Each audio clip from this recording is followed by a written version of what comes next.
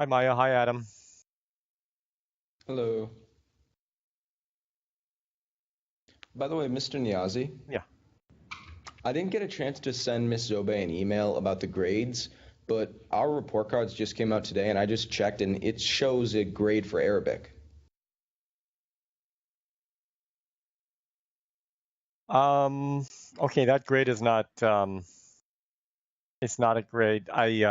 Miss Sobe asked me for a sort of a for some sort of grade, and I ended up sending grades, but that's I'm gonna have to talk to I'm gonna have to talk to Miss Sobe because that's not your final grade.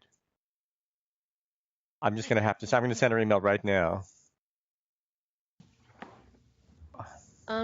While you do that, I just have a very quick question, Yes. not about grades. Am I giving a presentation today? I don't think so. I don't know if I am or not. It, Wait, I, I, I, yes. I Wait, are you am. ready to go? Are you ready to go? I'm not. I mean, I'm not exactly. If it's convenient for today, that's fine. I'd rather do it when on an afternoon when I've taken my Ritalin. Um, but but if today is what you want to do, then today is it's possible. I just it's not ideal. Okay. Um, I know I said I would do it this week, and I should have planned ahead better. That's fine. No, that's fine. I'll have other material. That's fine. We have plenty to cover. So we'll Okay, I just can plan on. definitely do it next when we come back. I can do it. That's fine. Yeah. It's just a matter of practicing it a couple more times and then remembering to take the Ritalin. Yeah. Okay. Okay. Let me just send this off to Stephanie. I don't know which. Yeah. To Miss Obey.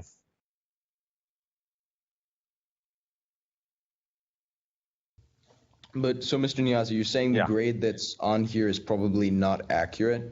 That's what I'm saying. Yeah. So that just needs to. We just have to clarify with the registrar or whoever it is at your school that. Because you Okay. guys haven't taken the final, I need to collate all the points and do all the extra credit, and yeah, I'm sorry that you got a grade. Without having turned in all your work. So I've nothing. Yeah. Oh, also your camera is sort of slanted up. Okay. Let me just send this.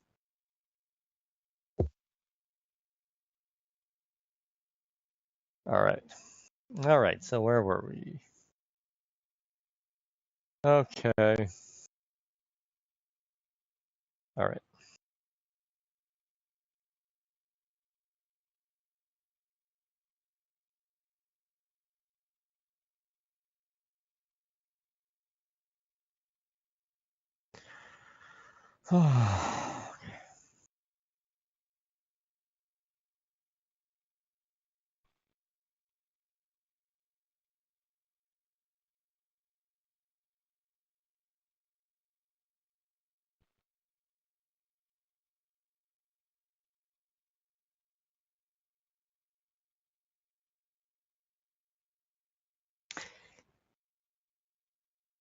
Maya, while we're waiting for other people to come on, I don't think you need to be on medication for this presentation. You've already put a lot of work into it, right?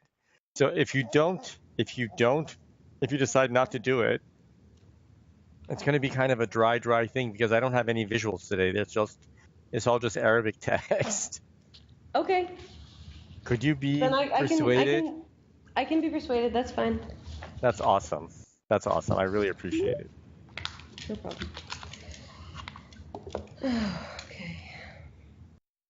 It'll be. I mean, not also because I've practiced it a few times, but it'll be fine. It'll be interesting.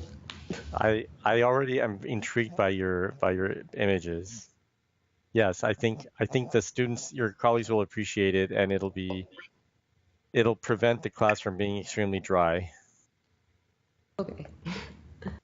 Thank you.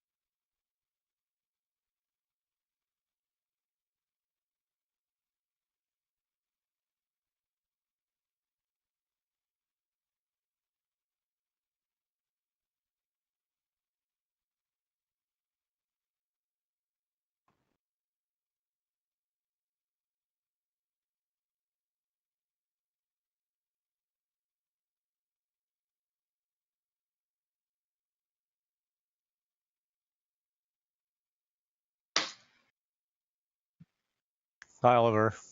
Hey, Mr. Niazi, how you doing? Good. We're gonna have to meet after class to discuss what we need to do with the material to make sure that you get everything. I may have to scan some stuff and send it to you. Oh, that would be great. So what book are we? Is it second edition or third edition? We're using this one. Oh. Yeah, that It's looks a third, little. Oliver.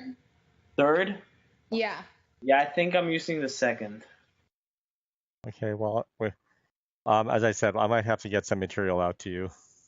I can order it, like, it'll be here by, like, Monday or Tuesday. Okay. Since we have break next week, yeah, if you could order it, that would be great. Yeah. No problem. Awesome. Okay, everyone's here. Okay. Let's go. So we have a bunch of announcements as usual. We'll look at the numbers quiz. You guys seem to be doing great in this class. I'm the only one who seems to be flunking this class. So I was on autopilot when I sent you the numbers, and the last number, in fact, is not a number. So several of you pointed that out. Most of you did very well on the quiz. If you didn't do well, then it's just because you couldn't memorize that table. But the more you look at it, the more second nature it becomes. What are some of the big clues for numbers in Arabic? What do you rely on when you're looking at a number? Well, one thing that helps me are, of course, the root letters. Each one of these numbers, whether it's a 4, a 40, or a fourth, a fraction, they have the same root letters. So those always help. Okay, before we get to the number quiz, so we'll have a homework review. A lot of great sentences from you guys, but there are glitches. And, with Arabic, you always expect glitches until you fix those glitches. And then Maya has been very kind to agree to make her presentation today, even though she feels that it's not 100% polished, but we're very appreciative because if Maya, otherwise we'd have a kind of a dry class. I would just have your, text. I don't have any images. I don't have any music. So that would be really, really appreciated, Maya. Then we go, and then we have, we'll look at the Tanwin al-Fath, which is what the book discusses on page 105. The Tanwin, of course, is in New Nation, right? Mm-hmm. If you for instance you take words like ahyanan or jiddan, it's the noon at the end that they call Tanwin al-Fath in the book. Okay, and it can be used for denoting the location in time or space. And we'll look at that as well. So as far as announcements, we're looking for volunteer speakers for Tuesday after next, because next week is our spring break. I'll go then. Was that Elizabeth? Yeah, I'll go next Tuesday. Awesome. And then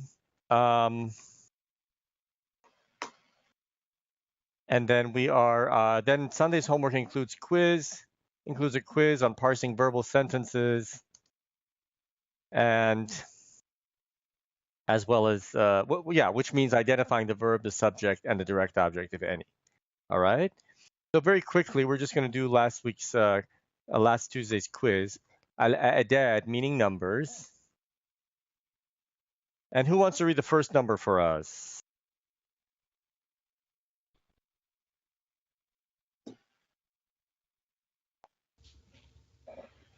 Wahid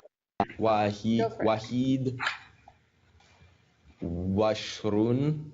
Jamil jiddan. Wahid wa ishrun, which means what? What is wahid wa ishrun? 21. 21. So you see how Arabic does it. It has the units first. It has 1, wahid wa ishrun, and 20. 1 and 20 becomes 21. How about the second word? Arbaun. Jamil jiddan. What is arbaun? 40.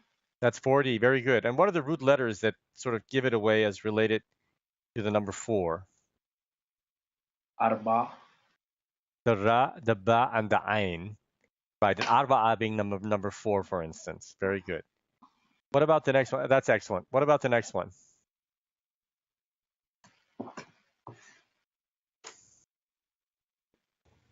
Tisa ashara. Tis'at ashar. Tis'at ashar.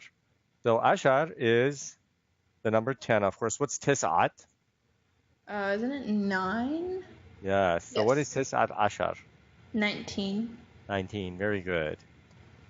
And then the next one is, who wants to read number 4 for us?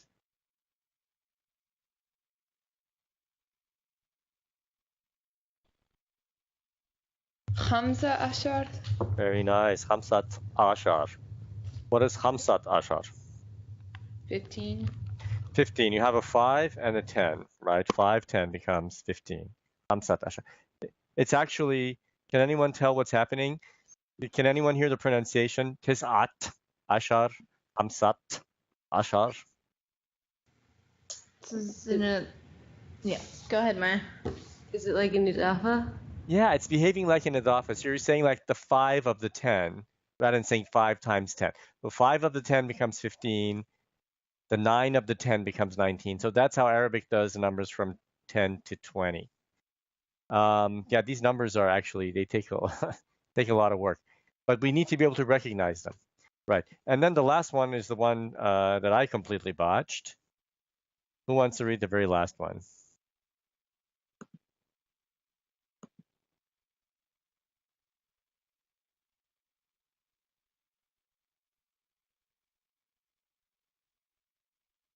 Athnan wa situn. Jamil Jiddan Adam. Except notice that the very first aleph has the hamza underneath the aleph. Oh, Ithnan wa situn. Jamil Jiddan. Ithnan wa sittun. Yes. And what is ithnan wa sittun? 62. 62. The ithnan part is the 2, and we know the th, noon, and then there's a vowel. In this case, it looks like an aleph. Yeah, that's the 2, and then the sittun, the sin, the te, and the tashdid, the shadda. Sorry, that's your number 6. So sittun 60, ithnan 2, 2 and 60 becomes 62. Very good. Yeah, so I do apologize for sending you the key with the mistake. All right, now we're going to do homework review. This is actually homework that was, I believe it was due on Tuesday. We were going to make expressions, use alif lams where necessary, and then insert these in full sentences. Who wants to read what's on the board?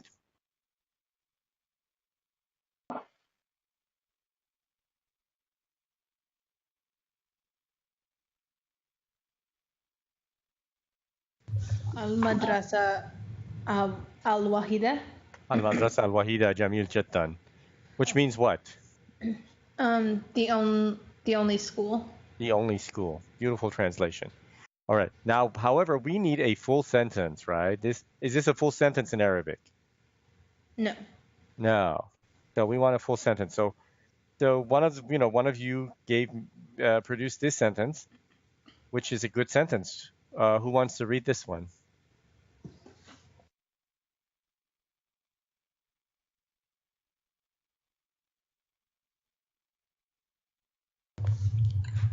هذا المدرسة وحيدة في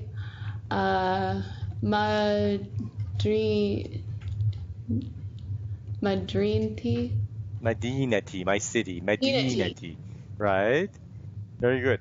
هذه المدرسة وحيدة في مدينتي. Very good. So, what is this? I guess the question is, if I look at this, what is my noun subject? First of all, where's my verb in this sentence? Where's my verb in this sentence?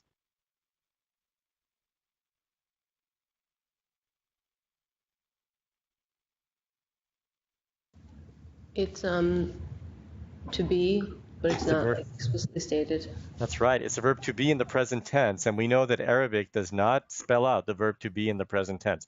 So if you look at your sentence, you can't find the verb. It's a to be, and you have to now figure out where to insert that to be. What is your noun subject? What is your predicate, right? So the sentence divides into like an A part and a B part, and the sentence basically acts as an equation. A equals B. So we have, where are we going to stick in the equal sign? In other words, where are we going to decide what A is? So هذه المدرسة وحيدة في مدينتي.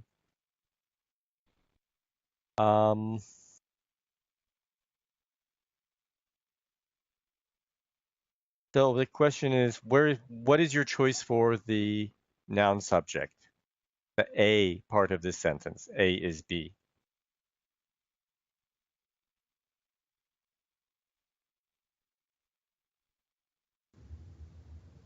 It has to be madrasa. Close, right? هذه المدرسة. Right, and then the rest of it must be reporting back on the school. So this school is lonely, or is the only one in my city. All right.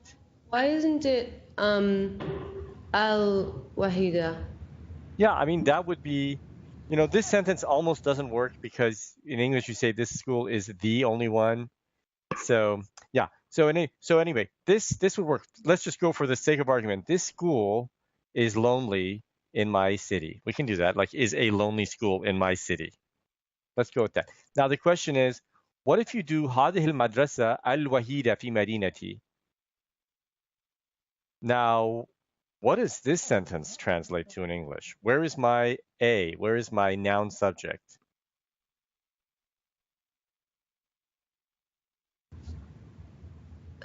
Okay, so it's still the same.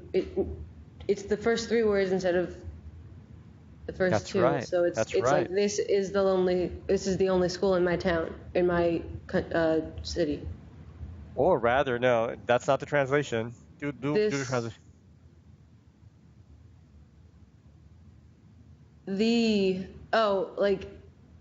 No, wait, what? Oh, this school is the only school? I don't know. Yeah, my translation does anyone else want to try it? As we saw, this alif lam now, when we put the alif lam before your adjective, it's going to be tied now to your madrasa. So basically, yeah, go ahead, Adam. Would it be like this is the lonely school in my city? Notice the is has to go right before in my city. You see how yeah. Could you not this translate lonely school it is in my city? Yeah, that's what it was. Who was it? Someone had it. This lonely school is in my city. Or yeah. This only school is in my city. That's how this sentence parses. Okay? Why is this not a fragment? Like, could you not translate this also as like a sentence fragment? Like, is this not... Like, why is couldn't this also be translated to as like this lonely school in my city? That's a really good observation. Because I would have said that's not a full sentence. But the reason, why this is complicated, and this is, we'll have to table this and come back, but this has to do with the fact that your predicate is this prepositional, in my school. And Arabic does a certain, there's a certain rigmarole to that. But could we, for the sake of argument, هذه المدرسة الوحيدة في مدينتي is in my city. Pippa, I'll have to come back to that because I don't want to create confusion. Okay. But we haven't seen a lot of sentences where the predicate is a prepositional.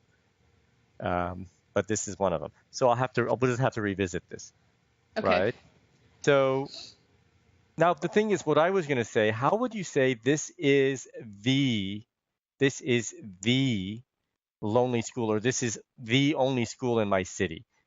So this is the only school in my city. So what in the sentence, this is the only school in my city. What is the subject noun? What is the first nub that we're reporting back on? This is the only school in my city. It would be this, right?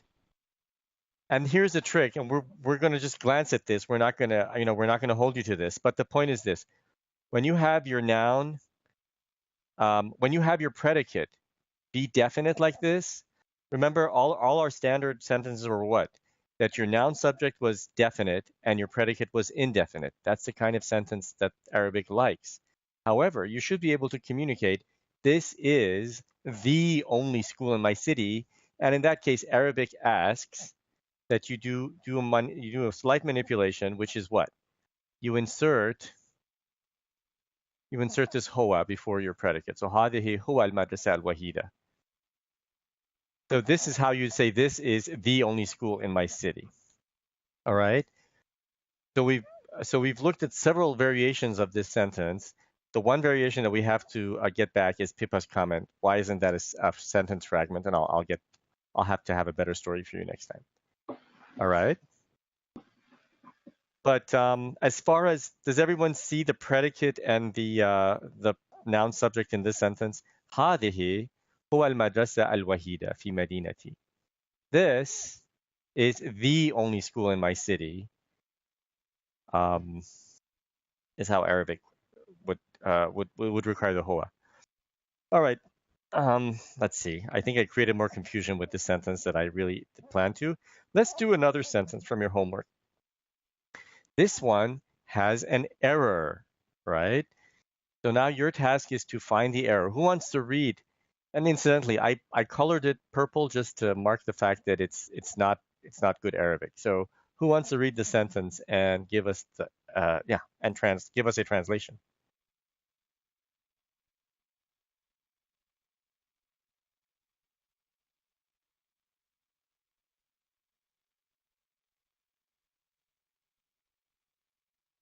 هذه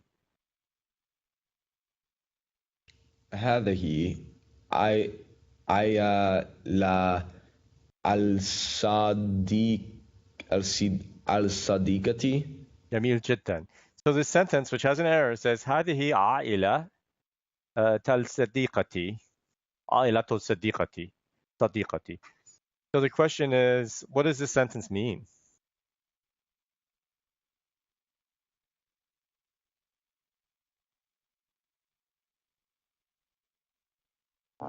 Or what was it trying to say? This is my friend's family. Yes, this is how I read it too, right? If the error was not there, it would read this is the family of my friend. So how would Arabic do this is the family of my friend? Well, for one thing, seeing as there's a possessive, you can't have the alif lam. That's exactly the problem, right? That's the problem with this sentence. Because, very good, Adam, because you have sadiqati, there's a possessive. There's already an idafa. And we said for an idafa train, the alif lam could only go on the very last element. And in this case, your last element is that possessive. So Arabic, in order to do this is the family of my friend, of my girlfriend, هذه عائلة صديقتي. Right? That's the correct way to do the sentence. Right? Now the question is, well, عائلة صديقة, in Arabic, you always hear the idafa construction is definite, right? So why not, based on what we said earlier, with this being the only school in my city, why don't we have an hoa marking the predicate? And in fact, if your predicate is made definite by virtue of an idafa, then the hoa, in this case, heya, I beg your pardon, the pronoun is optional. So both of these sentences are correct. هذه هي عائلة صديقتي or هذه عائلة صديقتي. Because even though the predicate is considered definite by virtue of the idafa construction, it's definite. It is a special case of definite. It's definite by virtue of the idafa construction. Okay, good. Moving right along. Now here was another sentence from your homework, and it has an error.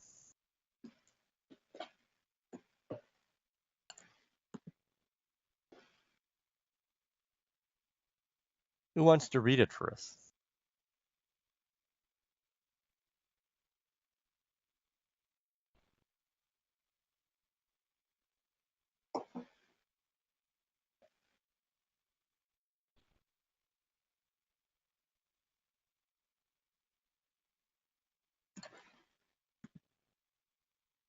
Saf al Ispani Saf awal al-yawm or al-yawm. Al-yawm, very nice. And everyone knows what al-yawm means? Al-yawm? It means today, and it's easy to remember. Why? Because yawm is a word for day in Arabic, but also in Hebrew, because we hear about the commemoration of Yom Kippur, right? The Day of Atonement. So al-yawm is easy to remember. Yawm day, al-yawm, with the definite article, it becomes today, right? All right, so what are the problems in this sentence?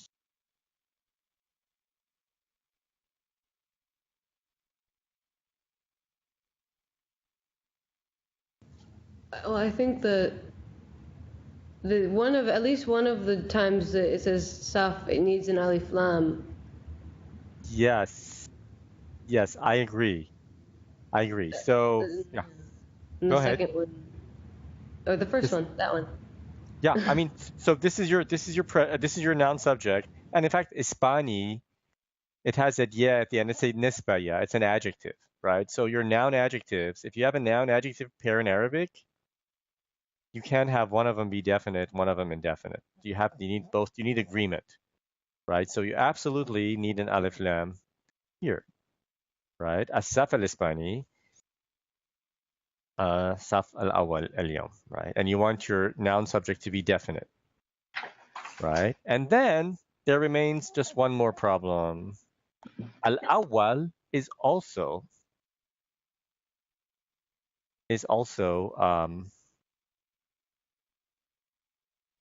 an adjective. So where do I need another alif lam?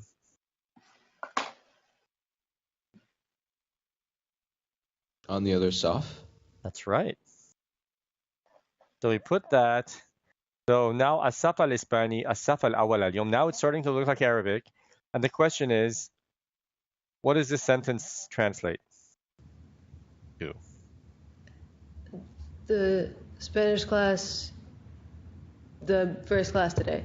Yeah, and then so you have it needs huwa, right? Yes, very good. It does need huwa. That's the final thing, right? But very good. But the huwa we're not going to hold you to because the book hasn't mentioned it, right? But saf al-ispani, gosh, I'm sorry. How did that happen?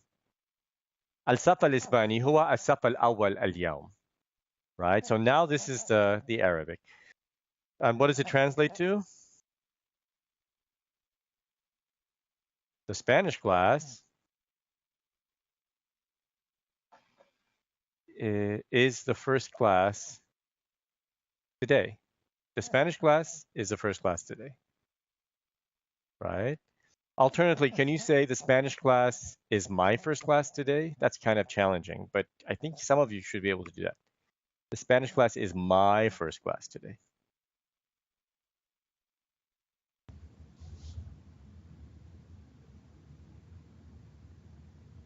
Is it Safi al-awwal? That's exactly right. So saf al-ispani, safi al-awwal al-yawm. And why don't I have an alif lam here?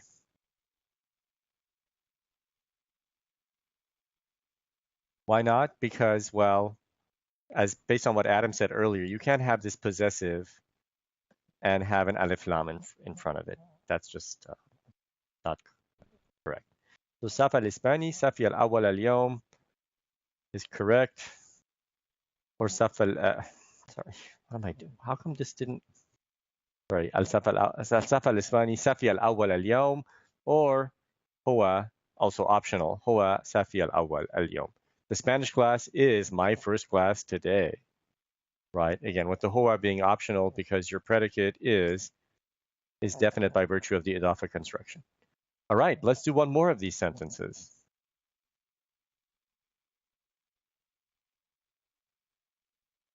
We had one vocab item, qawi. Qawi is strong. So who wants to read the sentence?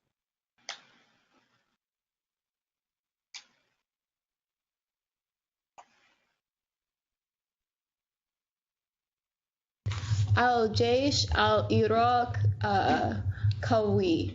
جميل جدا. الجيش العراق Qawi, right? So then the question is, what's the error in this sentence? Isn't it trying to use an Idafa construction to say the army of Iraq is strong, so shouldn't there not be an alif lam on the first one? That's exactly right. Because Iraq, thank you, Adam. Iraq is a noun, right? So in the case of two nouns that are linked together, you would never see al-Jaysh al-Iraq. You would see Jaysh al-Iraq, the army of Iraq. Very nice work. So then the question is, how would I fix it? There are two ways to fix it.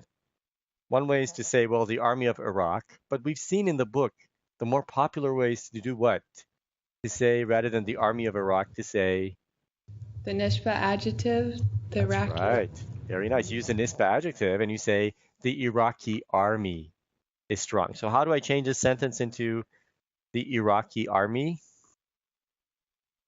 You use a Nisba adjective as Jane just told us, right? So you need to, this is the preferred way, the more fluent way. You need to make a Nisba adjective. Al-Jaysh al-Iraqi Qawi. The Iraqi army is strong. Very good. Okay. I think, so now let's have our presentation. Let's have our presentation and then we'll resume more grammar, okay? And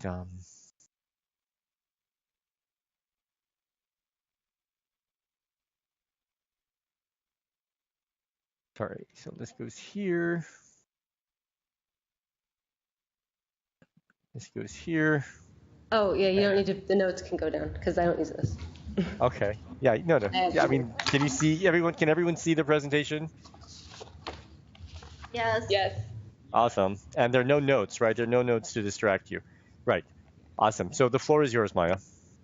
Okay. So I did a presentation on the light in her eyes, which is, I also, Adao fi Aineha, which is, it's a documentary about women in, it centers around these women in Syria who are learning Quran. And it sort of then talks a little bit more about where women in general fit in terms of like Middle Eastern culture and Islam. And so I'm going to talk a little bit about the documentary itself and then talk about specifically women's education over there. And so also just a side note, since this documentary was made in 2010, a civil war has broken out in Syria. And so these particular issues are not, I don't think, very pressing there right now.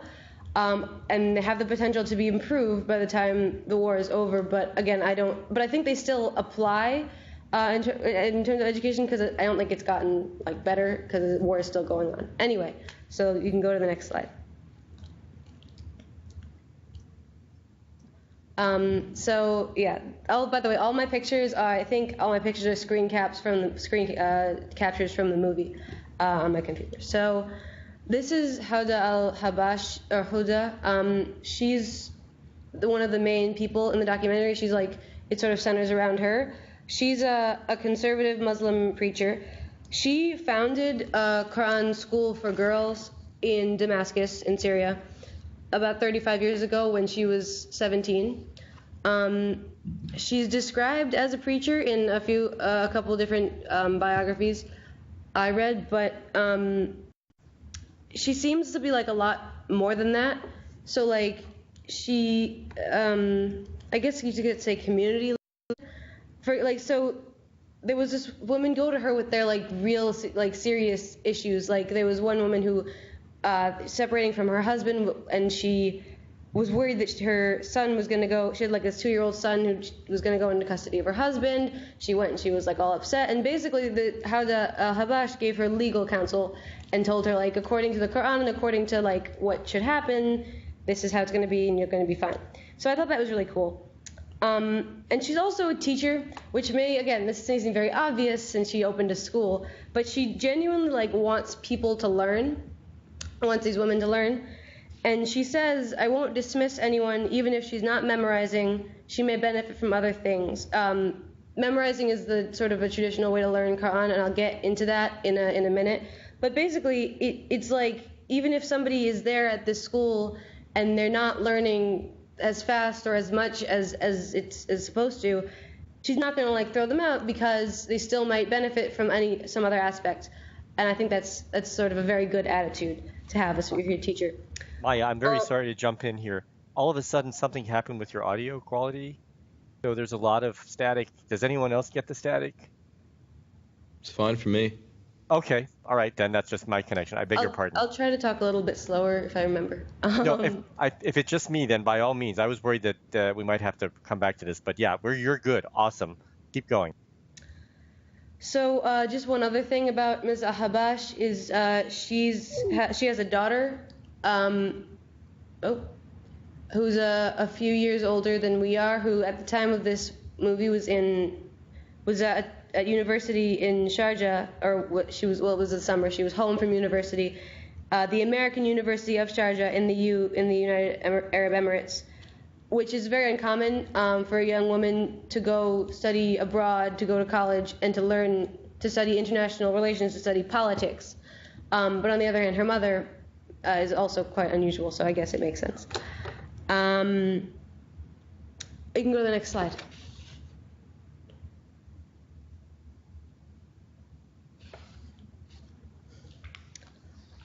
So that's just where most of the movie documentary takes place. That's the mosque where the school is. And it's not the only school that Habash supervises, but it's sort of the main one as far as the documentary is concerned. And again, I mentioned the setting. It's Syria, 2010. I think that's all I have on this slide.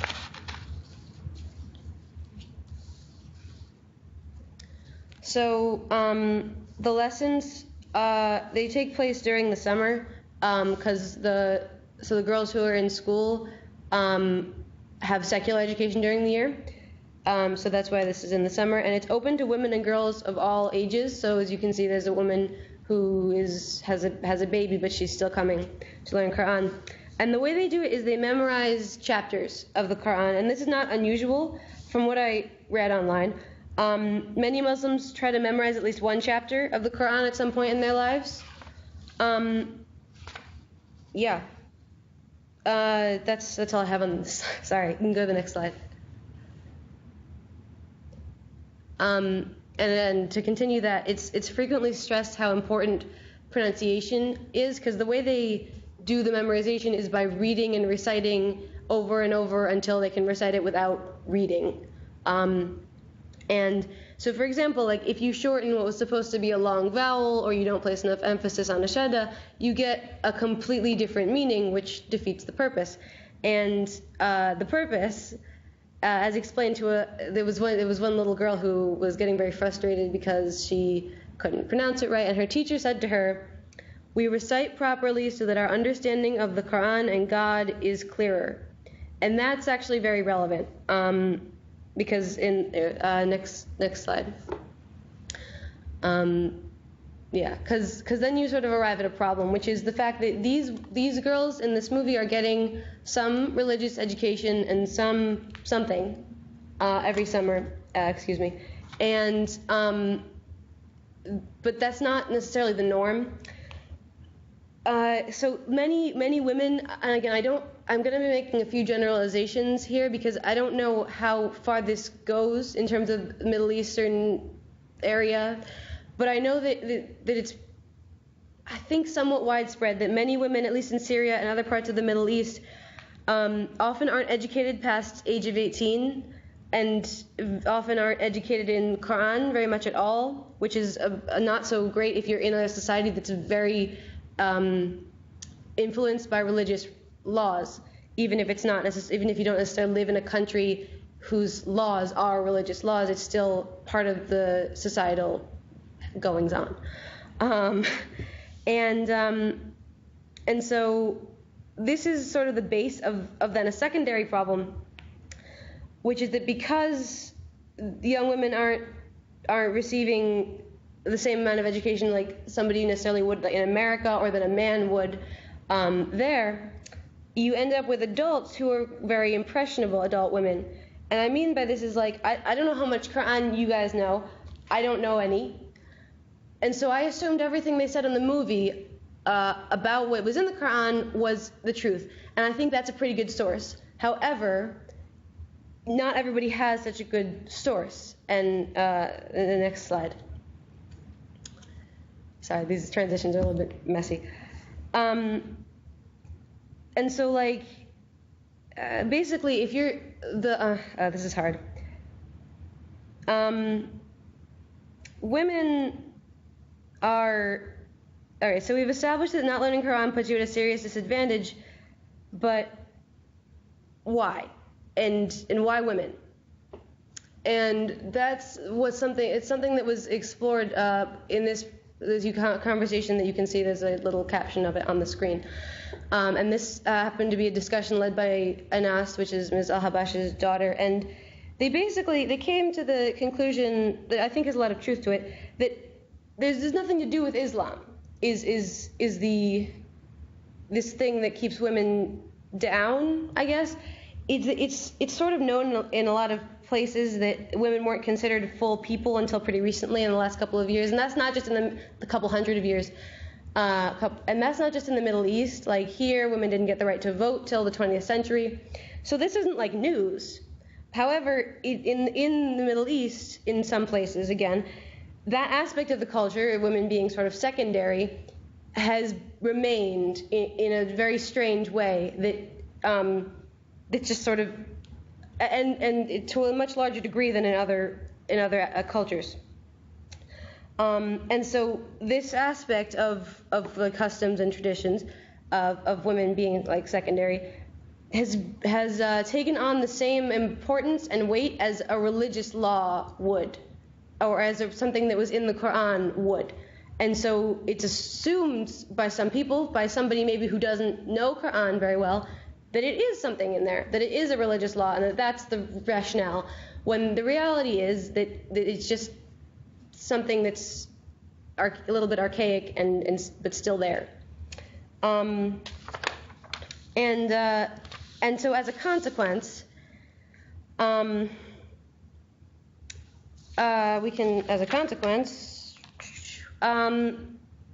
basically, you get women who end their education, who end their education period, basically, at 17 or 18, having received maybe a few years of lessons in Quran and you know, however much secular education they get in those years.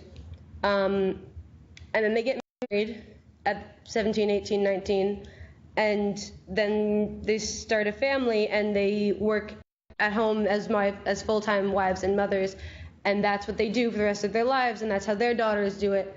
And if they, the thing is that it's sort of then a cycle, because then you're in a society where that's the norm, and anything else is strange and bad and weird, and so but the thing is, then these girls here, they're very like progressive, and you know, they're the kind of people that they could say, hey, you know, actually, I think if I just finish up my college years and get married when I'm 21, maybe that won't be the worst thing. Or, you know, I'm being very sarcastic. I don't mean to be so like out there, but it's sort of like, you know, it's kind of a barrier that hopefully in the coming generations people can sort of understand that. And the thing is, like, okay. Another thing that was said in the movie was by the age of 21, somebody's considered an old maid, which was, again, also a bit of a, like, exaggeration.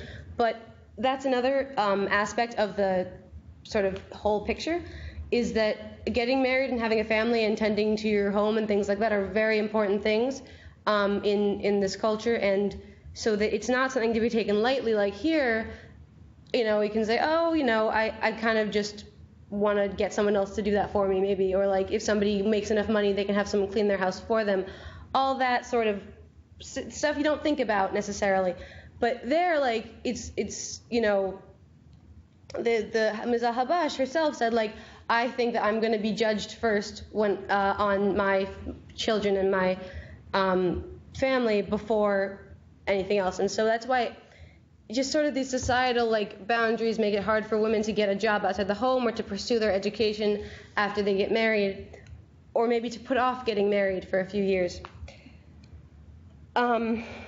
Basically, to conclude the best I can, the root of the problem of this lack of education comes from outdated cultural traditions that have incorrectly taken on religious significance, and then that's what leads to the cycle of misinformation that will hopefully be broken soon. And you can go to the next slide, I guess. All of my information was from the documentary or the documentary website with a little mini bios. So, yeah. Great. Well, thank you, Maya. Let's show our appreciation. Excellent. And let's open the floor to questions. You may have answered this, but I think I just want a little bit more clarity. Does this school aim to empower women, or does it aim to more or less tell them what their appropriate role is without belittling them in the context of the Quran? That's a really good question, and that's one I'm not sure of either, because it seems to empower them because you have these women who are coming out with a better understanding of the Quran and what it says, and therefore what they can do. But then there was one other part where she was talking about how Ms. Habash was talking about how if a young woman came to her asking whether or not she should work outside the house, she might say, depending on the situation, she might say, actually, no, that's probably not the best idea if, your husband can provide for you, and if a certain amount of things. So I don't know, but I think mainly it's empowering, and sort of the goal is to get them to know and understand what's in the Quran, so that they can't be so that they can form their own opinions instead of just what society and the culture thinks outside of that.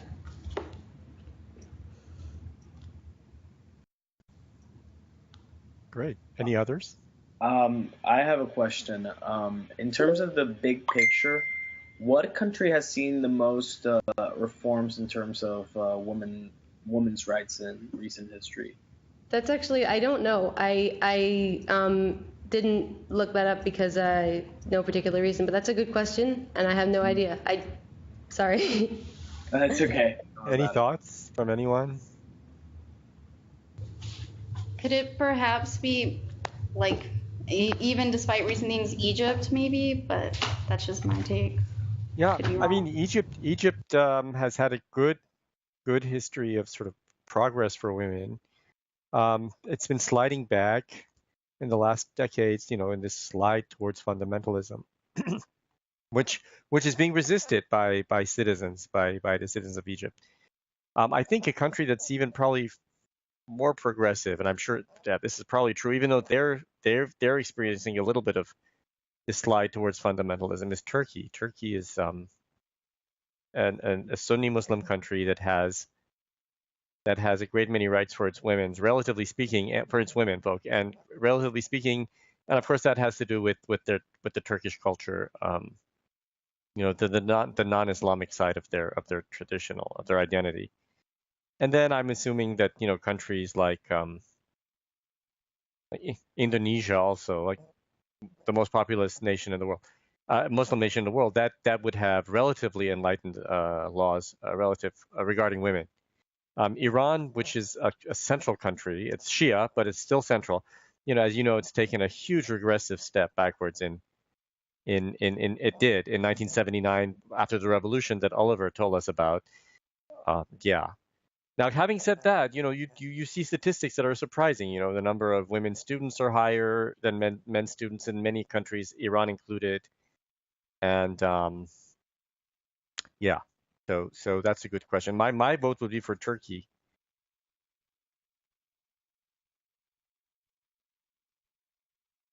And I also appreciated what Maya did as the preamble or the introduction.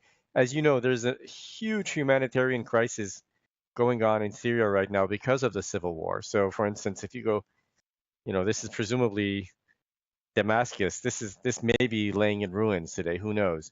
Aleppo was bombed by the government forces, and it's a real shame because we are talking about millions of people, and of course geopolitics has something to do with it. But right now the civil war has torn this country apart. I got a chance to see Syria early in 2002, I think, and I took some pictures, say, of the Umayyad Mosque in Aleppo. All these places that have since been bombed. So I'm going to have to go back and look at my slides and console myself with the fact that at least I got to see some of it. But as with other countries in the Eastern Mediterranean, it's a hugely productive place culturally. This is the general region where so many of the world's religions, well, so important monotheistic religions, important Abrahamic religions, this is where it happened. Damascus is a biblical city. So it's a shame, and yes, we should make sure to mention the humanitarian crisis, next to which these other considerations pale, because you've got to at least have security over. You need to have your life and limb secure before you start worrying about women's rights. But this is so that was my 2 cents. Any other thoughts? I was just wondering, so with everything that's been going on in Syria and in the surrounding areas and the extremism that's been occurring in some parts of it, do you believe that there is opportunities in some places for an extending of these ideas? Is that directed at me? Yeah. That's for Maya. Oh, cool. Well, yeah. I did a little bit of research, and it seems like that there is, at least in Syria, potential for improvement, you could say. I know that oh God, I blanked again. If this nope, can't remember. Anyway, that's all I got. I didn't do a whole lot of research into that because it wasn't. I wanted to make sure everything I said was very connected to my main point. But it's a good question. I should know the answer, but I'm sorry, I don't. As I was listening to Maya's presentation, of course, I was thinking of so many binaries you see in the Middle East and in human society in general, but especially you look at the lives of these women, and again, we're talking about their lives before the humanitarian crisis of the Civil War. But you look at tradition versus modernity. There's this tension, right? And this tension is really pronounced in many Islamic countries, more pronounced, more so than it would be in the West. You look at reason versus blind acceptance, right? The women there in one of the slides were asking for an explanation. They weren't, they are at a level of awareness where they aren't going to take things at face value, it seems like. There's also societal norms versus revelation.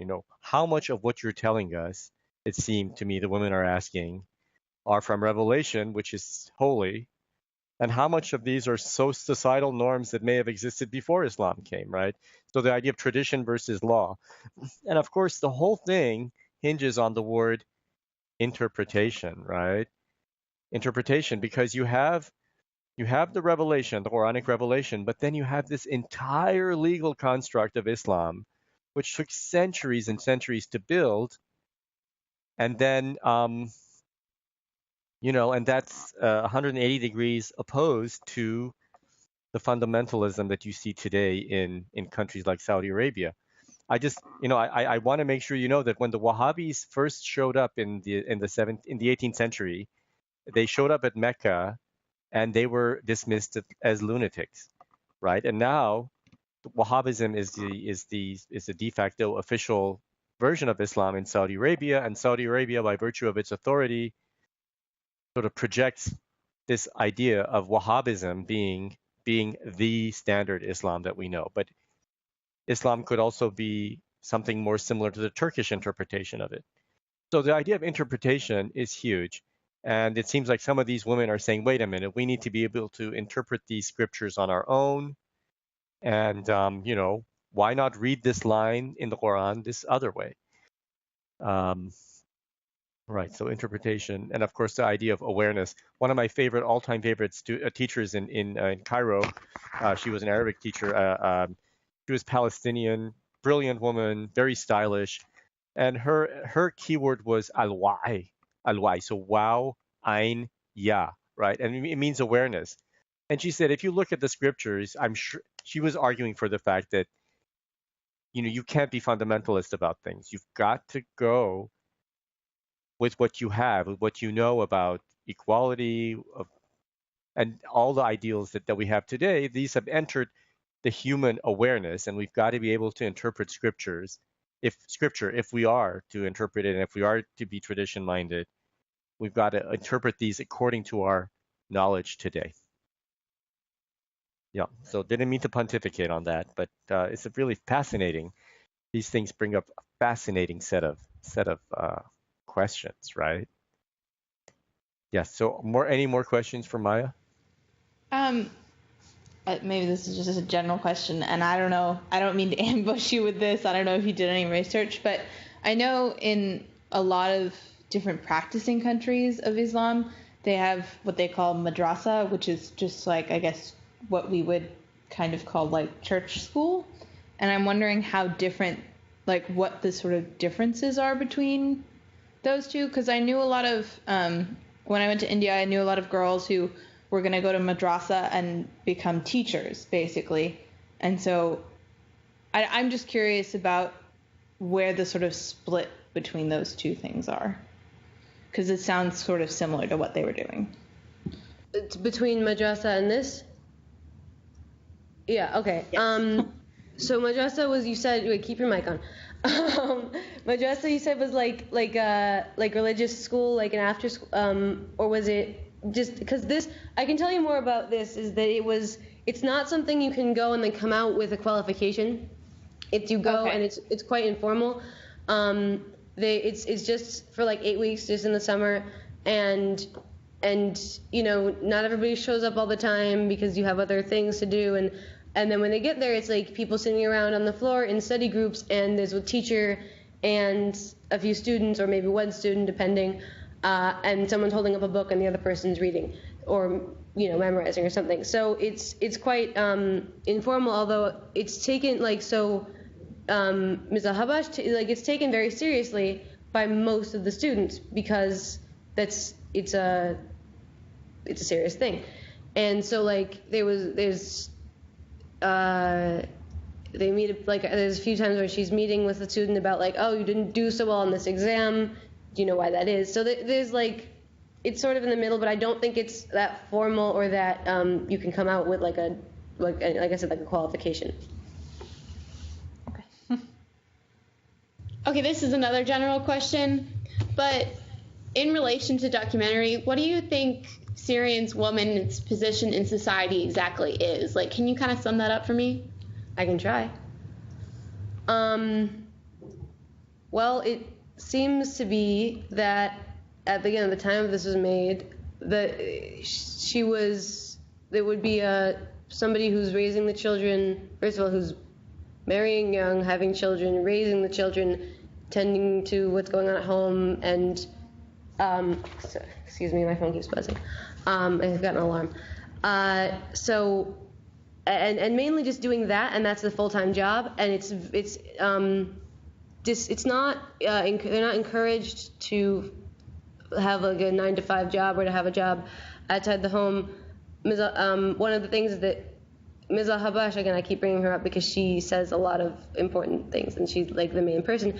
She says her hours are very, very flexible, and so she can do all the stuff at home and still do her work. And if her husband has a day off and he's at home, she's going to be at home. That's how it is. And so she can't just say, oh, I have to go work. And I guess the same goes for college. And so that's sort of, does that answer your question? Yes, that's perfect. Thank you. So it's kind of like the U.S. before the sexual revolution of the 1960s. It has, the U.S. has gone through these huge, or the Western world, these huge events, right, in relatively recent history. Okay, that's my editorializing, and maybe I should refrain from doing that. Let's have another round of applause for Maya. Thank you, Maya, for doing this. And now we have a little bit of time. I'm going to give you your homework first, and we're going to have to do these tanweens in the 4 minutes that we have. So basically, this is for Sunday, and then I'll have to get you more homework to carry you over the week. But could you please do Maha's Saga? This is chapter 5, exercise 16, page 104. And it has multiple parts. Just listen to the tape and fill in the blanks now that you've been working with the vocab on the weather, right? And then I'll also send you a set of verbal sentences. For instance, adrusu al-ulum siyasiya fi qurfati, right? And the question is, well, what's the verb? What's the file? What's the subject? And what's the direct object? And remember, if you're thinking of something as a direct object, it can't have a preposition before it, okay? And then I'm going to send you a list of sentences with the tanween adverbs. And so are you very tired? Then you get to translate this from English to Arabic. And then, of course, the easier exercises are the ones that you get to translate from Arabic to English. So I'll have a couple of each, I think. Okay, so that's your homework. Now, so just now in the next couple of minutes, recall that a very common way to make adverbs is by the tanween al-fat. So jiddan, ahyanan, jayyidan, fi'lan, these are all adverbs. Another set of adverbs, sorry, I should get rid of this. Another set of adverbs that's related, really, it is sort of that set of adverbs intersects this set of adverbs, are those that refer to location in time or space. And this is your Al-Kitab page 105. And some books call these circumstantial constructions. So they tell you something about the circumstance of how the verb is happening. For instance, if I told you, Zawji la ya'mal fin nahar. What does that translate to? Zawji la ya'mal fin nahar.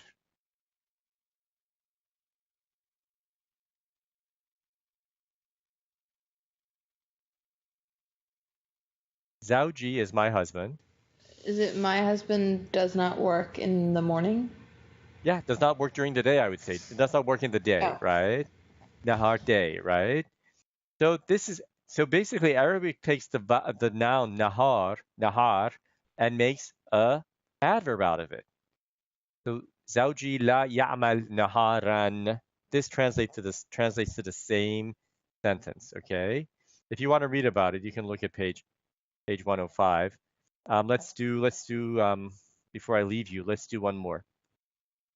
درجة الحرارة في الصحراء عالية في الصيف والشتاء.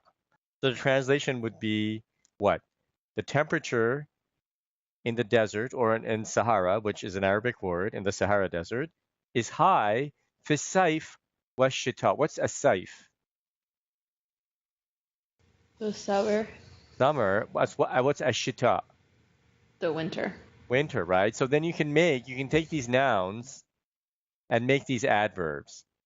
درجة الحرارة في الصحراء عالية صيفا وشتاء. All right. So that's your lesson. And the sentences that I sent you might have a couple of these circumstantial constructions. But let's see. Could I ask Oliver and Adam to hang tight while we adjourn for today? So everyone else, have a wonderful evening, and we will reconvene a week from Tuesday, right? 2 weeks. 2 weeks. 2 weeks from Tuesday. So have a great break, and I'll see you guys soon. Thank you. Thank you. Happy Easter. Peace out. Happy Easter. Ma'as salama. Real quick before this, really quickly, did we have some kind of take-home quiz?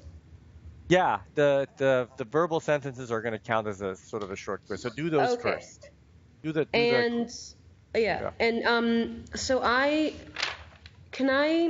should be able to give that to you on Sunday, but I'll be traveling that day, so just in case I can't, can I get to you the next day? Yeah, that's not a problem. Oh wait, no, I definitely won't be able to get to you on Sunday because I will be Passover. On Monday, I can get it to you, I think. I know I can get it to you on Monday. That's the end of the story. If you can give it to me on Tuesday, I'll take it. On Tuesday, Okay. You'll have 2 days of extension. All right? You. All right. Sure thing. I'll see you in a couple weeks. See you in a couple of weeks. Bye-bye. Great. So, Oliver, just for you, we need to be in email contact. I know you sent me some of your makeup stuff. If you can get the book pronto, I'm feeling really good because really lost because I thought it was the second edition, so I don't know. Yeah, the thing is this: you have a lot of Arabic under your belt, and I'm willing to work with you to make sure that you get anything that you're confused about before you move on to the next semester. Okay? Yeah. But order the book ASAP. All right. Yeah, I'll get it by Monday. I'll spend the week off working on that, trying to catch up with that stuff. Awesome. That's good. That's very good. We'll be in touch via email. Okay? All right. Great. Thank you. I'll talk to you later. Do you want me to leave or stay? Yeah. Could you now? I'll bid you farewell, and I'll spend a minute with Adam. All right. Sounds great. Take care. Bye. Have a good break. Thank you. You too. Yeah, Adam, I just wanted to let you know I sent an email to Stephanie, and apparently what's happened is there was an interim grade that was assigned to your final grade. So I just wanted to let you know that you're one of the 3 strongest students in the class. So I think you'll be happy with your grade. So do not worry about that. We'll fix it. All right? Okay, because on the report card as it stands now, it goes as a B+. Yeah, so that does not reflect your work. It doesn't reflect any of your extra credit. And as I said, I consider you one of the top 3 students in the class, and you've been very diligent with the work. I really appreciate it. I don't want you to get upset about this at all. We will fix it. All right. Well, thank you so much, Mr. Niazi, and thank you for just amazing teaching. I mean, I had my doubts about the whole MSON through the video conferencing and all, but you have quelled any doubt I had. Thank you so much. You're very generous. Thank you, Adam. I really appreciate hearing that. Thank you. Have a great break, and we will be in touch, okay? All right. See you then. See you then. مع السلامة.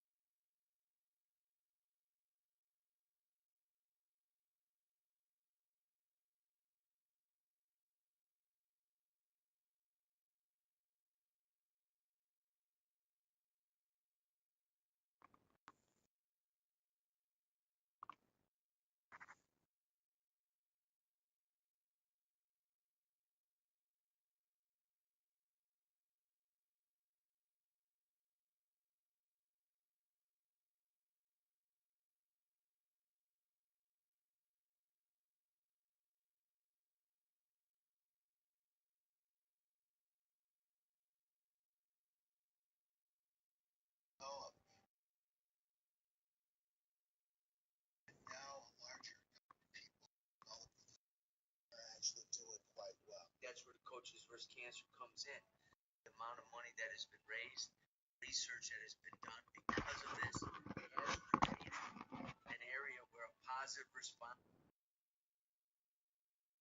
is because of it. One of the most exciting things that's come up is better understanding what is a combination of genetics or genomics as well as